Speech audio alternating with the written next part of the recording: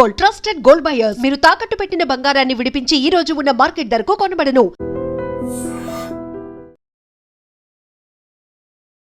చిన్న గొడవలు అసలు నిజంగా చెప్పుకోవడానికి కూడా విచిత్రంగా అనిపిస్తుంది. అది కూడా ఎవరో అనామకులో లేకపోతే తెలియనటువంటి వాళ్ళో కాదు, మంచిగా ఇద్దరు మంచి స్నేహితులు. వీళ్ళిద్దరూ దేని గురించి గొడవ పడ్డారో తెలుసా? జస్ట్ ఒక సిగరెట్ విషయంలో గొడవ జరిగింది. అంటే లైటర్కి సంబంధించి గొడవ జరిగిందంట. అంటే నువ్వు ఫస్ట్ వెలిగించుకుంటావా, నేను ఫస్ట్ వెలిగించుకుంటానా అని ఆ చిన్న గొడవ కాస్త ఇద్దరు కొట్టుకోదానికి కూడా వెనకాడలేదు. ఆ తర్వాత ఏం చేసిండ్రు అని అంటే ఇద్దరు అంటే ఈ సిగరెట్ ఊరికనే సిగరెట్ తాగుతూ గొడవ పడ్డరా అంటే కాదు.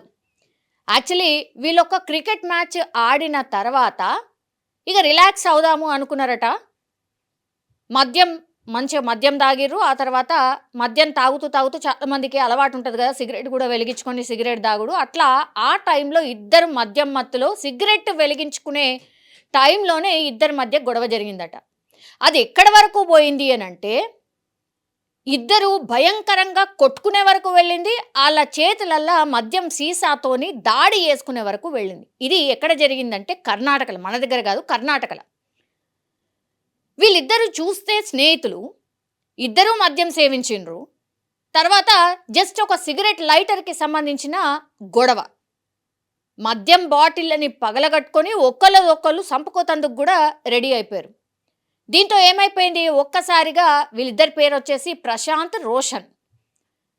సో ప్రశాంత్ ఏం చేసిండు అంటే రోషన్ మీద దాడి చేస్తే ఆ రోషన్ నాలుక ఉంటుంది కదా, నాలుక పూర్తిగా కట్ అయిపోయిందట. అంటే ఎట్లా ఈ బాటిల్తో దాడి చేస్తే కట్ అయిపోయిందట. ఇక భయపడిపోయిండు రోషను. కార్ తీసి పారిపోవడానికి ప్రయత్నం చేసిండు. దీంతో ప్రశాంత్ ఏం చేసిండు, ఆ కారు డోర్ని పూర్తిగా అట్లనే పట్టుకొని వేళ్లాడుతూ ఆ కార్ని పోనీయకుండా చేసిండు. దీంతో రోషన్ భయపడిపోయి ఏం చేసిండు అని అంటే పూర్తిగా ర్యాష్గా డ్రైవ్ చేసేసరికి అది పోయి చెట్టుకు ఢీకొట్టుకుంది. దీంతో ప్రశాంత్ అక్కడికక్కడే చనిపోయినటువంటి సిచ్యువేషన్. ఇదంతా తీరా చూస్తే చిన్న గొడవ.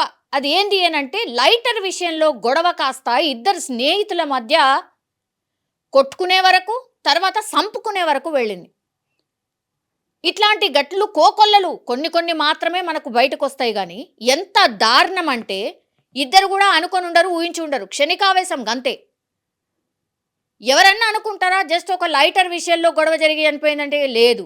ఇక మొత్తం పోలీసులు ఇన్వెస్టిగేషన్ చేస్తారు, ఆ లోతుల వరకు వెళ్తారు. ఇంకేమైనా రీజన్ ఉందా, ఇంకేమైనా జరిగిందా, వీళ్ళ మధ్య పైసల ఇష్యూ ఉందా, ఇవన్నిటికీ వెళ్తారు. తీరా చూస్తే అదొక చిన్న ఇష్యూలా గొడవ జరగడం. తర్వాత మద్యం మత్తులో ఉన్నారు కాబట్టి ఇద్దరు ఒకళ్ళు చంపుకోవడానికి కూడా రెడీ అయిపోయారు. తీరా చూస్తే నిజంగానే ఒకళ్ళు చనిపోయినారు, ఒకళ్ళేమో ఇప్పుడు హాస్పిటల్లో చికిత్స పొందుతున్న సిచ్యువేషన్. సో ఇద్దరు ప్రాణాల మీదకి తెచ్చుకున్నారు. చాలా చిన్న విషయంలో గొడవ కాస్త ఇద్దరి ఫ్యామిలీస్ అల్లకల్లోలం, తర్వాత జీవితం కూడా అల్లకల్లోలం అనుకోవచ్చు. ఒకరైతే చనిపోయిండు, ఇంకొకైనా బతికి ఏం చేసేది ఉంది. ఇప్పుడు ఆయన మీద మర్డర్ కేసు నమోదు చేస్తారు. ఇగో ఇట్లుంటుంది. చిన్న గొడవలని ఇంతింత పెద్దగా చేసుకొని జీవితాన్ని నరకం చేసుకొని జైళ్ళ పాలు కాకండి అని ఎన్నిసార్లు చెప్పినా, ఎన్ని ఇన్సిడెంట్ జరిగినా మనుషులైతే మారతలేరు. ఇట్లాంటి ఇన్సిడెంట్స్ అయితే కోకొల్లలుగా జరుగుతున్నాయి. ఇది కర్ణాటకలో జరిగినటువంటి ఇన్సిడెంట్. పోలీసులు అయితే పూర్తి స్థాయిలో దర్యాప్తు అయితే స్టార్ట్ చేసిండ్రు. మరి దీని మీద నిజంగానే ఓన్లీ ఈ లైటర్ ఇష్యూనా లేకపోతే ఇంకేమైనా ఇష్యూనా అనే కోణంలో అయితే విచారణ జరుగుతున్న పరిస్థితి అయితే కనిపిస్తోంది. నిజంగా ప్రస్తుతం ఉన్నటువంటి సమాజం దేనికి ప్రయారిటీ ఇస్తుంది?